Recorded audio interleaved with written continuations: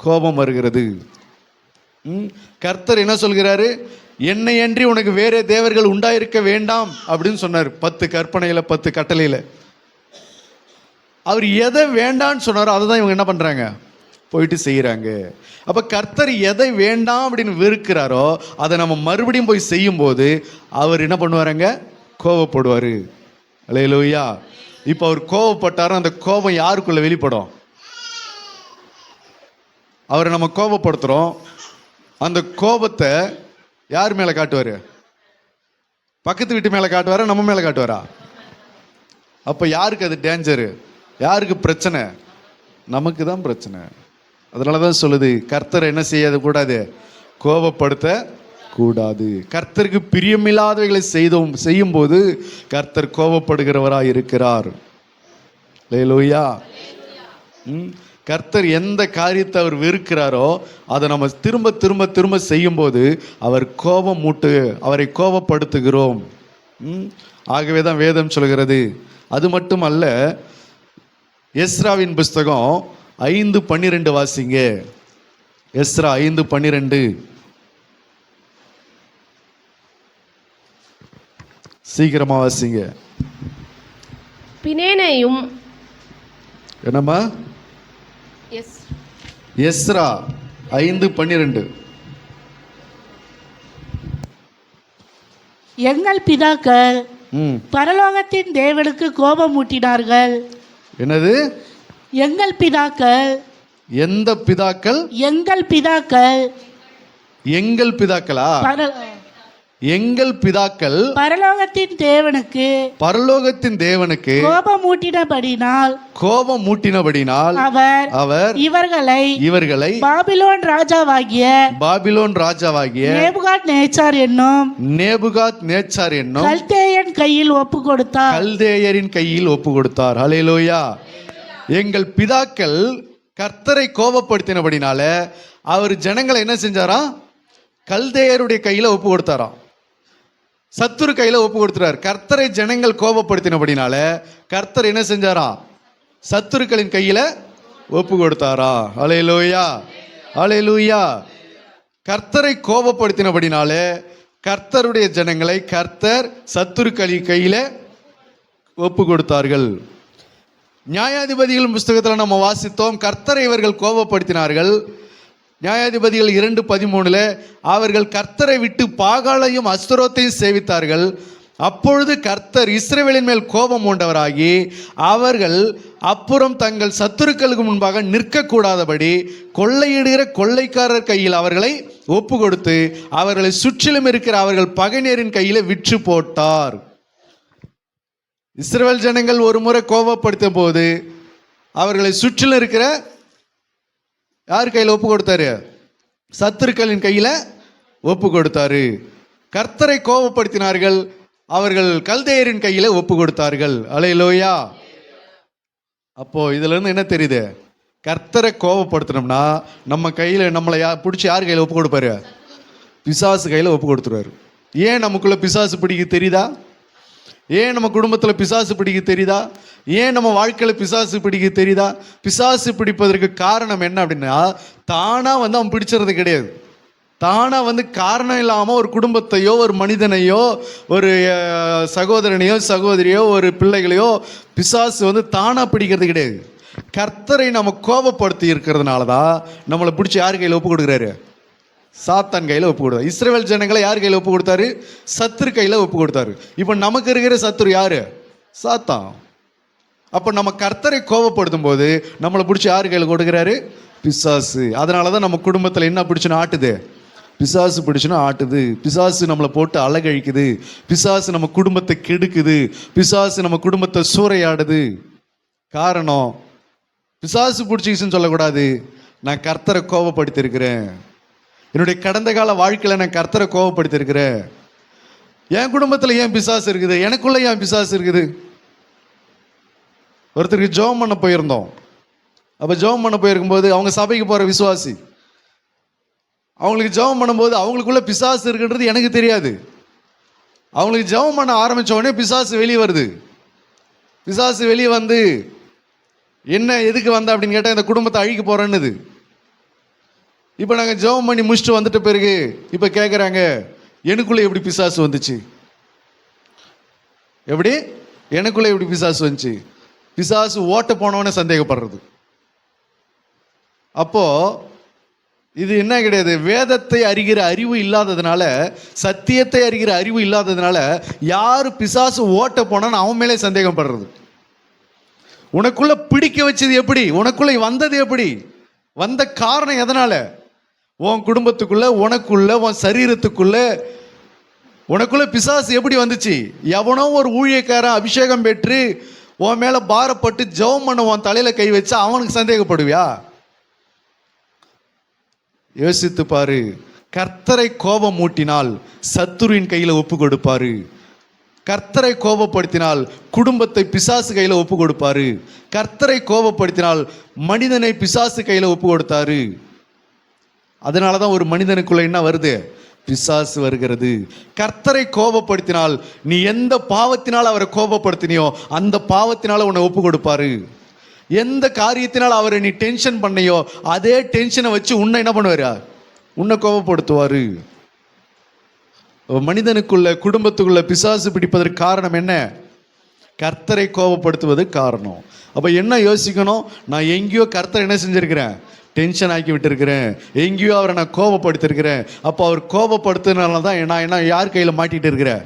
சத்துருவின் கையில் நான் மாட்டிக்கிட்டு இருக்கிறேன் என்பதை உணர்ந்து, இந்த சத்தியத்தை அறிந்து நம்ம என்ன செய்யணும்? ஆண்டவரே, உம்மை கோபப்படுத்தின காரியங்களை எனக்கு என்ன பண்ணுங்க? மன்னிங்க. உம்முடைய கோபம் என் மேல் என்ன செய்யட்டும்? தனியட்டும். ஆண்டவரே, என் மேல் இரக்கமாயிரும். ஒரு ஆயக்காரன் வந்து என்ன ஜெபம் பண்ணா? ஆண்டவரே, பாவியாகி என் மேல் என்ன செய்யுங்க? இரக்கமாயிரும் என்று கெஞ்சினான். பார்த்தீங்களா? அந்த மாதிரி அவரிடத்துல இரக்கத்துக்கு தான் நம்ம கெஞ்சணுமே தவிர எனக்குள்ள எப்படி பிசாசு வந்துச்சு? நான் எவ்வளோ ஜெபிக்கிறாள், நான் எவ்வளோ பைபிள் படிக்கிறாள், நீ எவ்வளோ ஜெபம் பண்ணுறாள் தான், பைபிள் படிக்கிறாள் தான், நீ கர்த்தரை கோபப்படுத்தினது இல்லையா? கர்த்தர் உன் கையில் ஒப்பு கொடுக்க, கர்த்தர் உன்னை பிசாசு கையில் ஒப்பு கொடுக்காத வரைக்கும் எந்த பிசாசு நம்மளை என்ன பண்ணாது? பிடிக்கவே பிடிக்காது. எப்பேற்பட்ட 1000 மந்திரவாதிகள் சேர்ந்து நமக்கு செய்வனை செஞ்சாலும் அந்த பிசாசு நம்மளை பிடிக்காது. பிடிப்பதற்கு வாய்ப்பே கிடையாது. அல்லேலூயா. கர்த்தருக்கு பிரியமில்லாத செஞ்சாதான் நம்மளை என்ன செய்யும்? பிசாசு பிடிக்கும். கர்த்தருக்கு கோபம் மூட்டினாதான் பிசாசு நம்மளை, குடும்பத்தை என்ன செய்யும்? பிடிக்கும். இப்போ உதாரணத்துக்கு இந்த உலகம் யார் கையில் இருக்கிறது?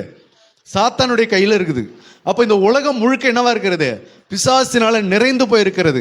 அதனால தான் திரும்பி பார்க்குற இடம் பூரா என்னவா இருக்கிறது? சாபமும் பாவமும் அக்கிரமமும் அருவருப்புகளும் அநியாயமும் மிகுதியாய் காணப்படுகிறது. அப்போ இந்த உலகம் முழுவதிலும் பிசாசு இருக்கிறது அப்படின்னு சொன்னா, இந்த உலகம் முழுவதும் நிறைந்து காணப்படுகிற இந்த உலகத்தில் நீ பஸ்ஸில் போற, அந்த பஸ்ஸில் எவ்வளோ பிசாசு இருக்குது, எத்தனை பேருக்குள்ள பிசாசு வருது, அது எல்லாம் உன்னை பிடிச்சா என்ன ஆவ? நீ ஒரு கல்யாணத்துக்கு போகிற, ஒரு கடத்தெருவுக்கு போகிற, ஒரு மார்க்கெட்டுக்கு போகிற, ஒரு துணி கடைக்கு போகிற, ஒரு டவுனுக்கு போகிற, எங்கேயோ ஒரு இடத்துக்கு போகிறேன்னா அங்கே இருக்கிற பிசாசு பூரா உன்னை வந்து காரணமே இல்லாமல் உன்னை பிடிச்சா உன் கதை என்ன ஆகும்? உன்னால் தாங்க முடியுமா? தாங்க முடியாது. அப்போ உலகத்தில் இருக்கிற எல்லா பிசாசும் நம்மளை வந்து என்ன பண்ணுறதில்ல? பிடிக்கிறதில்ல. கர்த்தர் எந்த பிசாசு கையில் ஒப்பு கொடுத்தாரு அந்த பிசாசு தான் நம்மளை பிடிக்கும். மீதியானியர் கையில் ஒப்பு கொடுத்தாருன்னா மீதியானியர் தான் உன்னை என்ன பண்ணுவாங்க? சிறை பிடிச்சிட்டு போவாங்க. பாபிலோனியர் கையில் ஒப்பு கொடுத்தாங்கன்னா பாபிலோனியர் தான் உன்னை பிடிச்சிக்கிட்டு போவாங்க. கல்தையர் கையில் ஒப்பு கொடுத்தாங்கன்னா கல்தையர் தான் பிடிச்சிக்கிட்டு போவாங்க. பெலிஸ்தியர் கையில் ஒப்பு கொடுத்தாருன்னா பெலிஸ்தியர் தான் உன்னை பிடிச்சு கொண்டு போவாங்க. எகிப்தியர் கையில் ஒப்பு கொடுத்தாங்கன்னா நீ எகிப்தியர் கையில் தான் அடிமைப்பட்டு கிடக்கணும். இதுதான் கர்த்தர் நியமிக்கிற ஒரு காரியம். உன்னை எந்த பிசாசு கிட்ட ஒப்பு கொடுக்கணுன்றது யார் தீர்மானிக்கிறது? கர்த்தர் தீர்மானிக்கிறார். ஹல்லேலூயா. அப்போ அதுக்கு காரணம் என்ன? பிசாசு பிடித்து கொள்வதற்கு நாம் என்னவா இருக்கிறோம்? கர்த்தரை கோபம் மூட்டுகிறோம், கர்த்தருக்கு எரிச்சலை மூட்டுகிறோம், கர்த்தரை டென்ஷன் பண்ணுகிறோம். அதனால ஜனங்களை, கர்த்தருடைய ஜனங்களை கர்த்தர் தம்முடைய சத்துருக்களின் கையில் என்ன பண்ணாரு? ஒப்பு கொடுத்தார். ஹல்லேலூயா. எரேமியா 25:7 வாசிங்க.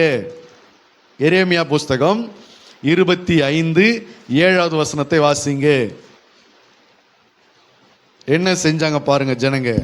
நீங்களோ உங்களுக்கு தீமையாக உங்கள் கைகளின் செய்கையாலே எனக்கு கோபம் மூட்டும்படிக்கு என் சொல்லை கேளாமல் போனீர்கள்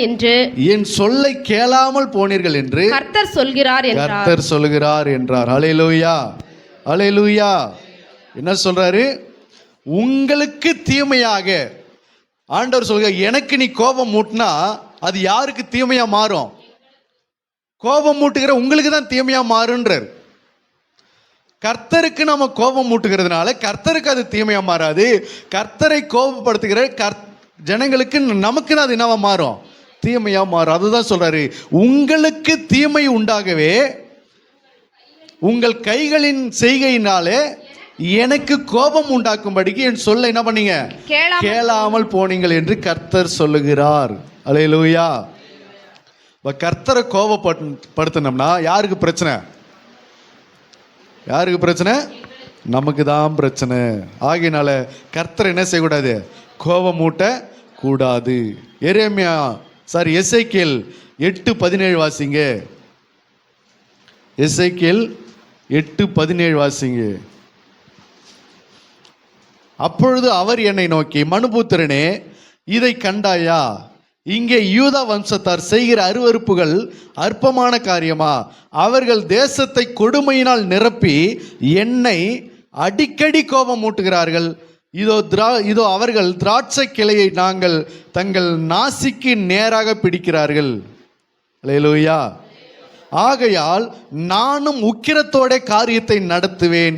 என் கண் அவர்களை தப்ப விடுவதில்லை, நான் இறங்குவதில்லை. அவர்கள் மகா சத்தமாக என் செவிகள் கேட்க கூப்பிட்டாலும் அவர்களுக்கு நான் செவி கொடுப்பதில்லை. அல்லேலூயா. கர்த்தர் விரும்பாத ஒரு விக்கிரக ஆராதனையை இஸ்ரவேல் ஜனங்க செய்து அவர் என்ன சொல்கிறாரு? என்னை அடிக்கடி கோபம் மூட்டுகிறார்கள் என்றார். நாம் விரும்பாத ஒரு பாவத்தை, நாம் விரும்பாத ஒரு காரியத்தை, விரும்பாத ஒரு விக்கிரக ஆராதனையை செஞ்சு என்ன செய்யறாங்க? அடிக்கடி என்னை கோபம் மூட்டிக்கிட்டே இருக்கிறாங்க. அதனால அவர்களுக்கு நான் என்ன பண்ண மாட்டேன்? இரக்கம் செய்ய மாட்டேன். நானும் என் உக்கிரத்தோட அவர்களிடத்துல திரும்புவேன். அவர்கள் மகா சத்தமாய் கூட்டு ஜெபம் பண்ணாலும் நான் என்ன பண்ண மாட்டேன்? செவி கொடுக்க மாட்டேன் என்று கர்த்தர் சொல்கிறார். நிறைய நேரங்களில் நம்ம ஜெபத்துக்கு பதில் கொடுக்காம போறதுக்கு காரணம் என்ன தெரியுமா? நம்ம மகா சத்தமா அழுதாலும், மகா சத்தமா கண்ணீர் விட்டு அழுது கூப்பிட்டாலும் கர்த்தர் ஏன் சில நேரங்களில் பொறுமையா இருக்கிறார்? என்ன ரீசன் என்ன தெரியுமா? அடிக்கடி அவர் என்ன பண்றோம்? கோபம் மூட்டிக்கிட்டு இருக்கிறோம். எந்த பாவத்தை அவர் விரும்பலையோ, எந்த காரியத்தை அவர் விரும்பலையோ அந்த காரியத்தை நம்ம திரும்ப திரும்ப திரும்ப திரும்ப செஞ்சு அடிக்கடி அவர் கோபப்படுத்திக்கிட்டே இருக்கிற போது அவர் சில நேரங்களில் சைலண்டாக இருந்துடுறாரு. கொஞ்ச நாள் உனக்கு நீ பட்டாதான் உனக்கு புத்தி வரும், கொஞ்ச நாள் நீ கெட அப்படின்ட்டு போயிடுவார். அல்லேலூயா. அதனால தான் சொல்லுது, அடிக்கடி அவர் என்ன பண்ணக்கூடாது? கோபப்படுத்தக்கூடாது. அப்போ அவரை கோபப்படுத்தக்கூடாத காரியத்தை அவரை கோபப்படுத்தக்கூடாது என்பதற்காக தான் அடிக்கடி உங்களுக்கு பிரசங்கம் பண்ணிட்டு இருக்கிறோம். சபையில் அடிக்கடி பிரசங்கம் பண்றாங்க ஊழியக்காரங்க, அடிக்கடி புத்திமதி சொல்றாங்க, அடிக்கடி ஆலோசனை சொல்றாங்க, அடிக்கடி உங்களுக்கு வேத வார்த்தையை சாட்சியை எடுத்து போதிக்கிறாங்க. அது எல்லாத்தையும் நம்ம திரும்ப கேட்டுக்கிட்டு மறுபடியும் மறுபடியும் அதே காரியத்தை அதே அடிக்கடி நம்ம செய்துக்கிட்டு இருந்தோம்னா கர்த்தர் பயங்கர உக்கிரத்தோட மாறி நம்முடைய ஜபங்களுக்கு அவர் என்ன பண்ண மாட்டாரு? செவி கொடுக்க மாட்டாரு. அல்லேலூயா. அதனால தான் என்ன செய்யுது? அடிக்கடி அவர் என்ன பண்ணக்கூடாது? கோபப்படுத்துறதே தப்பு. இதில் வேற அடிக்கடி கோபம் மூட்டிக்கிட்டு இருந்தா அப்போ நம்ம கர்த்தருக்கு பிரியமில்லாத விஷயங்களை நம்ம குடும்பத்தில், வாழ்க்கையில், தனிப்பட்ட அந்தரங்கத்தில் நம்ம செய்யும் போது அவர் என்ன செய்கிறாரு? கோபப்படுகிற தேவனாக இருக்கிறார். அல்லேலூயா. மனுஷன் கோபப்பட்டா என்ன சொல்லுவேன்? அவர் என்னத்துக்கு அவ்வளோ கோபப்படுறாரு? இந்த பாஸ்ட் எதுக்கு இவ்வளோ கோவப்படுறாரு அப்படின்னு சொல்லுவேன். இப்போ கர்த்தரை கோவப்படுத்துற, கர்த்தர் கோவப்படுறாரு, உன் குடும்பத்தை பிசாசு கையில் ஒப்பு கொடுக்குறாரு, இப்போ எதுக்கு அவர் இவ்வளோ கோவப்படுறாரு சொல்லி அவரை பார்த்து சொல்லி தான் பாரான். அல்லேலூயா. எதுக்கு இவ்வளோ கோவப்படுறாரு? அவர் கோவப்பட்டார்னா அதனுடைய ரியாக்ஷன் எப்படி இருக்குன்னா, நீ பிசாசு கையில் இருப்ப. அவர் கோவப்பட்டார்னா அதனுடைய விளைவு எப்படி இருக்குன்னா, நீ சாத்தானுடைய கையில் மாட்டிகிட்டு இருப்ப. உன் குடும்பம் பிசாசு கையில் மாட்டிக்கிட்டு இருக்கும். நீ படாத பாடுபட்டுக்கிட்டு இருப்ப. இதான் நீ அவரை கோபப்படுத்தி இருக்கிற காரியங்கள். அது உனக்கு தான் தீமையாக மாறும். அல்லேலூயா. அதனால கர்த்தரை பார்த்து நம்ம என்ன சொல்ல முடியாது? ஏன் இவ்வளோ கோவப்படுறீங்க ஆண்டவரே? என்னைக்காவது நம்ம கேட்குறோமா? கேட்க முடியுதா? கேட்கக்கூடாது, கேட்க முடியாது. ஏன்னா அது நமக்கு தான் தீமையாய் மாறும். அவர் சாதாரணமாய் கோபப்படுகிறவர் அல்ல, அவர் காரணம் இல்லாமல் கோபப்படுகிறவர் அல்ல, அவர் தேவையில்லாமல் கோபப்படுகிறவர் அல்ல. மனுஷனை போல அவர் கோபப்படுத்துகிற மனிதர்களாலவே அவர் என்ன செய்கிறாரு? கோபப்படுகிறார். அப்போ யோசிச்சு பாருங்க.